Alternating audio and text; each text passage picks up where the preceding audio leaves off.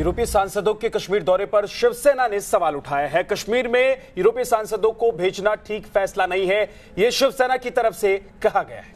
बिल्कुल, सामना में एक लेख छपा है जिसमें ये लिखा गया है कि देश की आजादी पर ये हमला है। आपको बता दें, यूरोपियन यूनियन के जो सांसद हैं वो जम्मू कश्मीर के दौरे पर कल गए थे, जहां उन्होंने राज्यपाल से मुलाकात की। डल लेक भी वो गए थे और विपक्ष लगातार इस पर हमलावर था और अब शिवसेना ने भी इसे लेकर सामना में लेख छापा है और सवाल उठाए हैं। और आज भी यूरोपीय सांसद दौरा कर रहे हैं, लेकिन इस बीच शिवसेना की तरफ से एक तरफ देखिए महाराष्ट्र में सरकार बनाने को लेकर, मुख्यमंत्री पद को लेकर लगातार हमने तस्वीर देखी तनातनी की, दूसरी तरफ अब शिवसेना यूरोपीय सांसदों के इस दौरे पर भी सवाल उठा रही है। जो यूरोपियन यूनियन के लोग आए हैं उस पर आपने आज संपादकीय में लिखा है। नहीं, मैंने उनको समर्थन दिया है मोदी जी को, लेकिन विपक्ष अगर उसका ऊपर कोई सवाल उठाता है तो मोदी जी और शाह जी बहुत ही मजबूत है, उनको जवाब देने। सर, सवाल यही है कि कल जिस तरह से सीएम ने कहा कि सामना के संपादकीय से वो लोग नाराज चल रहे हैं, क्या आज वो डैमेज कंट्रोल के तौर पर इसे देखा नहीं? आज नहीं, देखिए शिवसेना को या सामना को ये डैमेज कंट्रोल, ये कंट्रोल, उसकी कोई ज़रूरत नहीं है। जो हम है वो हम है। कब तक सरकार बनेगी सर? सरकार कब तक बनेगी? जब बननी है तब बनेगी। कब लगातार सर? जब बननी है तो बनेगी ना। महाराष्ट्र के कुंडले में जो लिखा है उस कुंडले के हिसाब से बनेगी। तो कुंडली में सर मुख्यमंत्री है, शिवसेना का मुख्यमंत्री है कुंडली में। महाराष्ट्र में सीएम पद को लेकर बीजेपी शिवसेना के बीच घमासान जारी है। महाराष्ट्र में 2.5 साल के लिए मुख्यमंत्री पद की मांग पर अड़ी है शिवसेना। और शिवसेना को साधने के लिए बीजेपी अब एक नए फॉर्मूले पर विचार कर रही है और इसके तहत राज्य के उप मुख्यमंत्री पद के साथ केंद्र सरकार में शिवसेना को 2 और मंत्री पद दिए जा सकते हैं। माना जा रहा है कि दोनों दलों के ताजा बयानों से बड़ी तल्खी के चलते सरकार के गठन में देरी हो सकती है। एक तरफ शिवसेना अड़ी हुई है 50-50 के फॉर्मूले पर, दूसरी तरफ बीजेपी शिवसेना के फॉर्मूले को तोड़ने के लिए, काट निकालने के लिए मंथन में जुटी हुई है। सुभाष सिरके हमारे संवाददाता हमारे साथ जुड़ गए हैं। सुभाष, कुछ हल निकलता हुआ नजर आ रहा है क्या?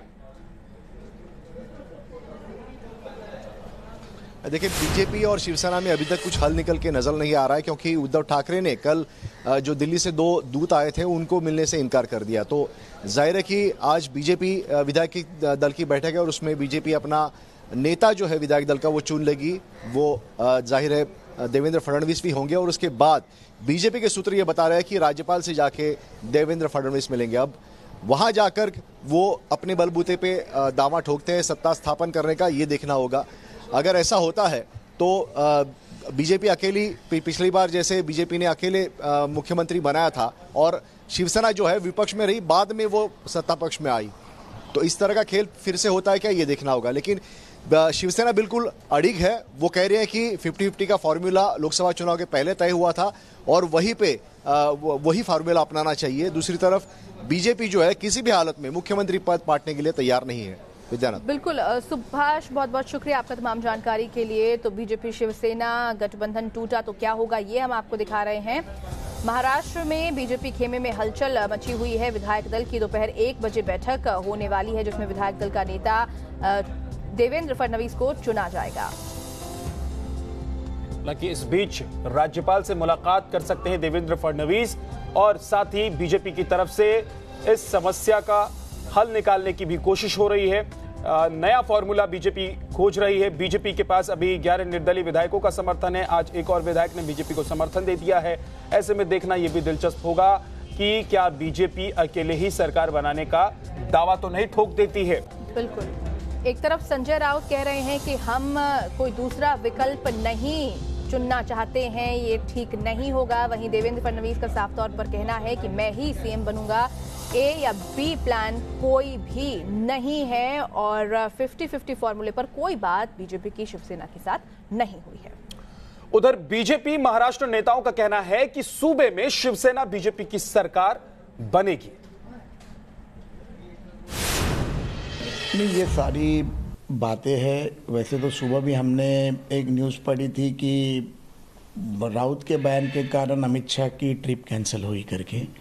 तो ऐसे कुछ भी बैठक फिलहाल तो डिसाइडेड नहीं थी, क्योंकि विधिमंडल की बैठक ही कल होगी और आज सुबह से तो आप जानते हो कि दिवाली का पत्रकारों के साथ भोजन कार्यक्रम माननीय मुख्यमंत्री जी के पास था, सारे नेता वहाँ पर ही थे और ऐसे मेरे अंदाज से कोई बैठक तय हुई नहीं थी। लेकिन संजय जी शिवसेना के ज्येष्ठ नेता है, जो भी बैठकें होगी उसमें शिवसेना की तरफ से अगर वो होंगे तो 100% उन्हें जनता का जनादेश ये महायुति के साथ है, किसी एक पार्टी के साथ नहीं है।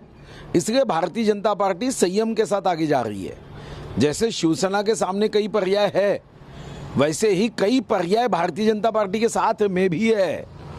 मगर भारतीय जनता पार्टी की ओर से हमने तय किया है, हम शिवसेना को साथ लेकर ही आगे बढ़ेंगे, क्योंकि जनादेश जो है, जनता का आशीर्वाद, ये महायुति के साथ। सबसे बड़ी खबर में रुक जाते हैं एक बहुत छोटे से ब्रेक के लिए। कुछ और बड़ी खबरें बाकी है, बने रहिएगा हमारे साथ।